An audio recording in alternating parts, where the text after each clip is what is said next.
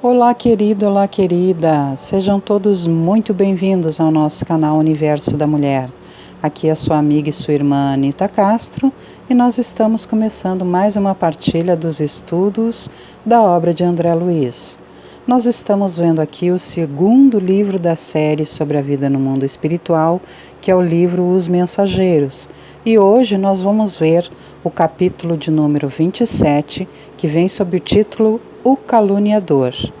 Mas antes de nós iniciarmos, como de costume, convido a vocês para que não esqueçam de curtir esse vídeo para auxiliar o canal e especialmente para que esse material chegue ao maior número de pessoas possível, pois quando nós curtimos aqui, o algoritmo do YouTube entende que esse material é bom para nós e espalha com outras pessoas.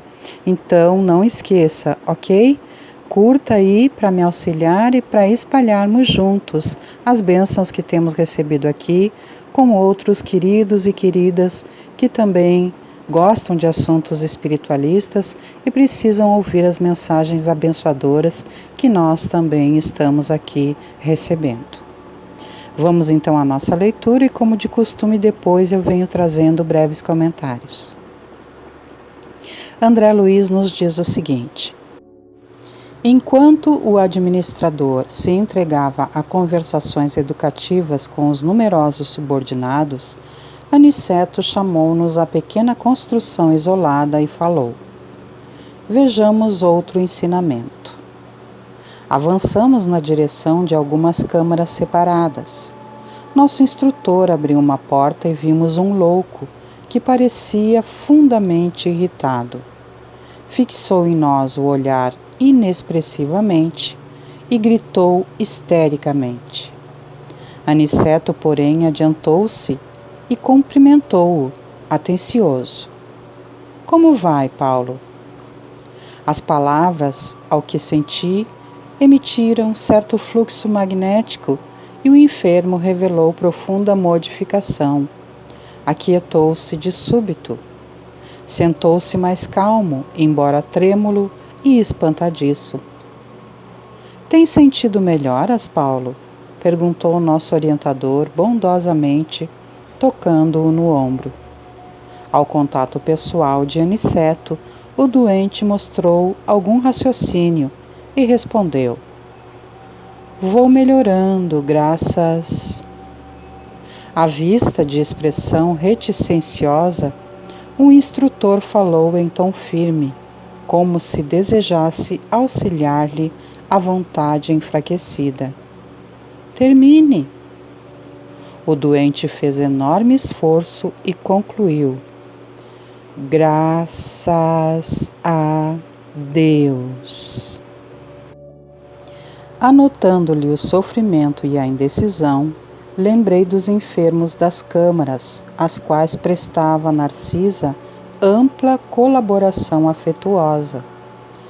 Percebendo minhas íntimas considerações, disse o mentor esclarecido: veem a diferença entre os que dormem, os que estão loucos e os que sofrem? Em nosso lar, não temos dos primeiros, e os que se encontram desequilibrados nos serviços da regeneração sentem, na maioria, angústias cruéis. É necessário reconheçamos que os que gemem e sofrem, em qualquer parte, estão melhorando. Toda lágrima sincera é bendito sintoma de renovação. Os escarnecedores, os ironistas e os perturbados, que não registram a dor, são mais dignos de piedade por permanecerem embotados em estranha rigidez de entendimento. E designando o enfermo sob nossos olhos, afirmou: Paulo é um doente a caminho de melhora positiva. Ainda não possui a consciência exata da situação, mas já chora, já padece com as recordações do passado triste. Recebi o esclarecimento com atenção. Lembrei-me que, de fato, os doentes conduzidos pelos samaritanos a nosso lar, em serviço diário, eram grandes sofredores, Os que não acusavam padecimentos atrozes revelavam o estranho pavor das sombras. A única entidade que ali observara, com absoluta inconsciência da própria miséria, fora a de pobre vampiro, que não encontrara guarida nas câmaras de retificação. Nosso instrutor, sem qualquer preocupação de transformar o doente em cobaia, recomendou o afetuoso: concentrem no Paulo a capacidade de visão. Estimulado pela experiência anterior, fixei nele todo o meu potencial de observação. Aos poucos caracterizou-se a meus olhos a sua tela mental, parecendo formada em compacta sombra noturna. Com surpresa divisei formas diversas que se movimentavam. Vários vultos de mulher ali surgiram, despertando-me enorme admiração. Entre eles reparei o de Ismália, como que doente, enfraquecida, ansiosa. Alguns homens passavam igualmente mostrando desesperação, e notei nessas imagens o próprio Alfredo a evidenciar cansaço e extrema velhice prematura. Vozes misteriosas se faziam ouvir. Sobre Paulo chovia maldições e blasfêmias. As mulheres pareciam acusá-lo clamorosamente. Os homens davam ideia de perseguidores ferozes, ocultos no mundo interior daquele enfermo estranho. Observando, porém, que os vultos de Ismália e Alfredo se movimentavam naquele painel escuro, não pude sofrear a curiosidade e interrompi o minucioso exame, voltando a conversar com o nosso orientador, perguntando: como explicar o fenômeno? Estou assombrado. Antes, porém, que pudesse expressar mormente o espanto que me dominara, Aniceto ajuntou: já sei. Admira-se da presença de Ismália e do seu marido nas reminiscências do enfermo. E ante a minha perplexidade continuou: lembram-se da história de Alfredo? Temos diante de nós o falso amigo que lhe arruinou o lar. Paulo, contudo, não somente cometeu a ingratidão, como envenenou o espírito doutras senhoras, traiu outros amigos e destruiu a alegria e a paz doutros santuários domésticos. Observando Ismália aflita e Alfredo desesperado nas recordações dele, vemos as imagens criadas pelo caluniador para seus próprios olhos. Nossos amigos deste posto evoluíram, transpuseram a fronteira da mágoa, escaparam aos monstros do ódio. Vestem-se hoje de luz. No entanto, Paulo os vê como imagina, para escarmento de suas culpas.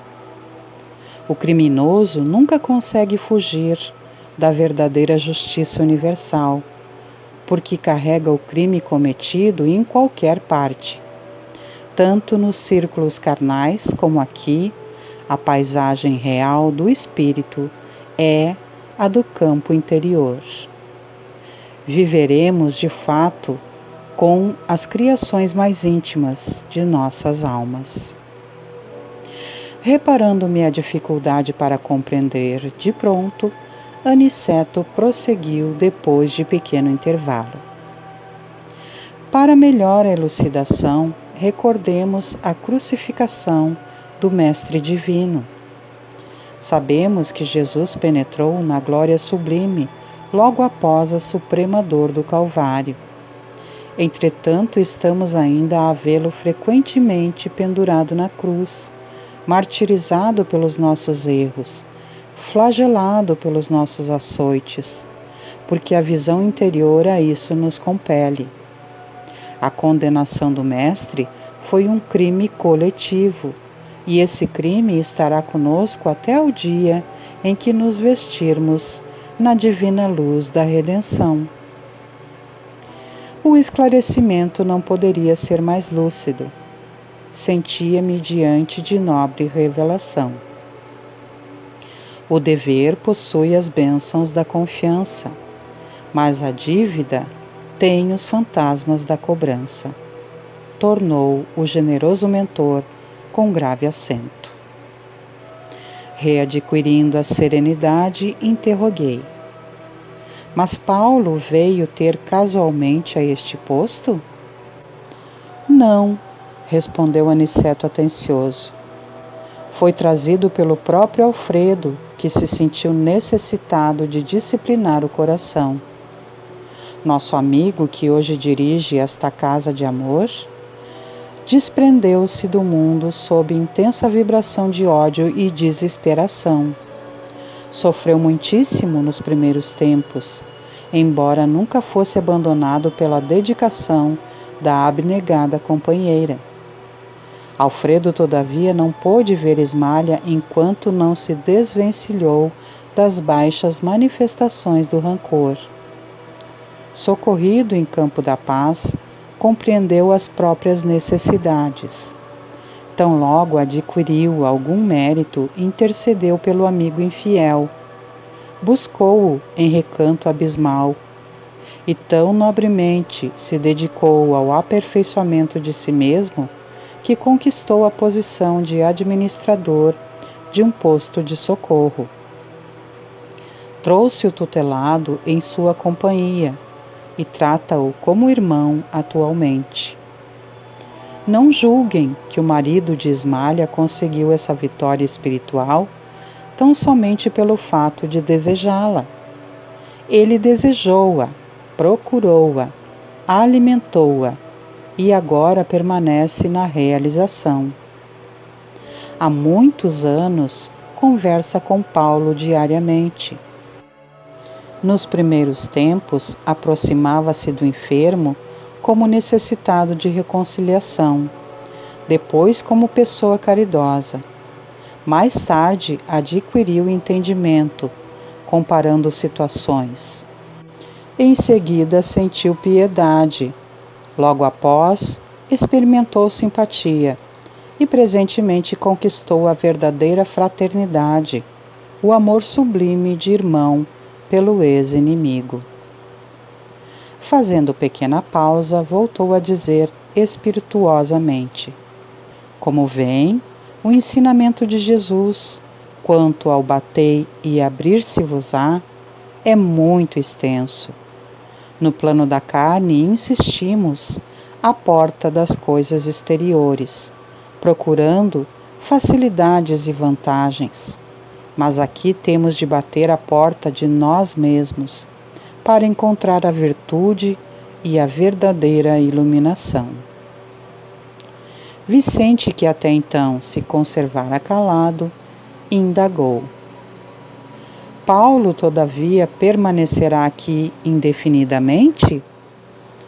Nosso instrutor fez um gesto significativo e concluiu: voltará breve à terra. Ismália tem feito a seu favor inúmeras intercessões e não deseja que ele, ao retomar a razão plena, se sinta humilhado com o benefício das próprias vítimas. Uma das irmãs, por ele caluniada no mundo, já voltou ao círculo carnal, e a abnegada esposa de Alfredo pediu-lhe que recebesse Paulo como filho, tão logo seja oportuno. Que interessante esse capítulo para nossa reflexão, não é, meus queridos? Nós vemos aqui que esse pobre doente, que é Paulo, foi então aquele que desfez, infelizmente, o lar de Alfredo e Ismália, como nós já vimos em capítulos anteriores.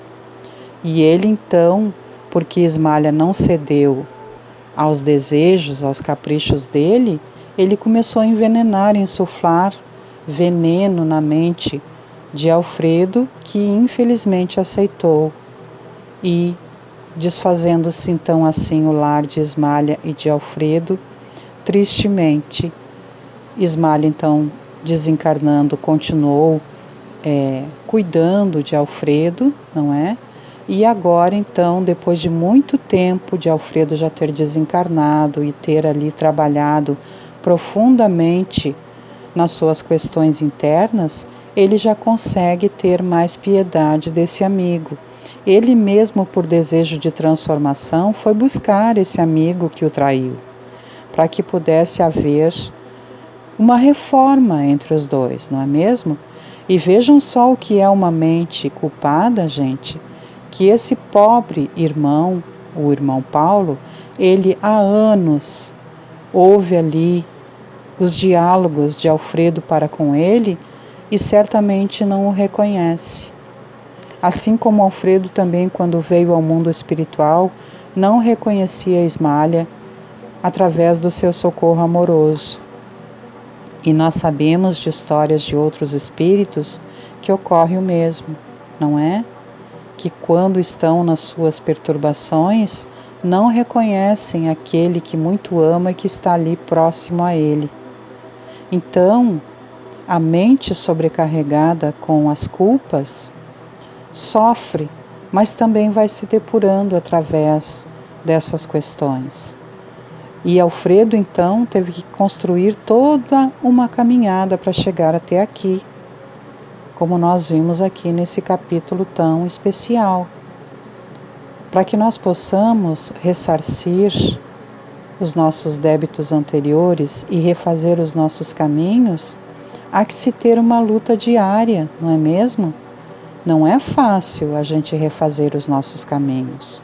Muitas vezes, aquelas questões que nós cometemos contra alguma outra pessoa ficam batendo insistentemente na mente, não é? Seja o que for que tenhamos vivenciado, seja contra nós ou que nós tenhamos feito. E isso é um trabalho diário para que nós possamos buscar essa cura. E assim também quando em espírito, muito mais, porque daí não temos mais o véu da carne, evitando que se reconheça os nossos erros. E dessa maneira, mesmo através de toda essa dor que o Paulo carrega devido aos próprios atos errados que ele fez não somente no lar de Alfredo e Ismália, mas em outros lares, ele vai se depurando. Veja bem o quanto é difícil para que certas questões sejam resolvidas, que há anos Alfredo vem conversando com ele e devagar é que ele foi ali retomando passo a passo a sua racionalidade, não é? E o seu refazimento. E assim também Paulo vem muito gradativamente, muito lentamente se refazendo. Estudo para nós refletirmos sobre esse capítulo, não é mesmo, meus queridos? Que a gente possa escutar novamente, que a gente possa rever e que a gente possa refletir profundamente. Assim, então, vamos concluindo o nosso estudo de hoje, nessas reflexões tão interessantes que nos foram ofertadas hoje aqui. Antes de nós encerrarmos, ainda convido vocês para que todas as segundas-feiras às 19 horas venham estar comigo aqui no nosso canal Universo da Mulher com Anita Castro, para que possamos partilhar o EGE, Estudo Sistematizado da Doutrina Espírita. Todas as quartas-feiras às 21 horas, para nos encontrarmos e fazermos juntos o Evangelho no Lar, quando nós convidamos a presença do Cristo amado na terra, que é Jesus, juntamente com a sua comitiva espiritual para abençoar os nossos lares. Todas as quintas-feiras, às 18h30, temos os estudos da obra de André Luiz e todas as sextas-feiras, às 18 horas, a partir do momento do passe, nós temos então aqui a recepção do passe, sob direção da nossa querida mentora e amiga Maria da Soledade, juntamente com os benfeitores espirituais, todos eles a serviço de Jesus, para abençoar as nossas vidas e nos ofertar os eflúvios benditos do passe. Sendo assim, meus queridos, com uma singela e simples oração me despeço de vocês, desejando sempre que Deus Pai Todo-Poderoso, que Jesus Cristo, nosso amigo e nosso mestre, muito fiel e muito querido, que Maria Santíssima, nossa mãezinha, muito amada e sempre presente conosco, nos levando a Cristo, e que os nossos benfeitores espirituais continuem nos estimulando na caminhada para o bem, para a nossa própria evolução, e que nós, meus queridos, com gratidão, boa vontade, dedicação e esforço próprio, possamos fazer valer os aprendizados que temos recebido no nosso dia a dia, para que possamos subir um degrau a mais na nossa escala evolutiva. E que assim seja. Deixo então um grande beijo no coração de todos e me despeço, desejando que haja sempre muita paz e harmonia em nossos caminhos. Tchau, tchau, meus queridos e minhas queridas. Até um próximo momento.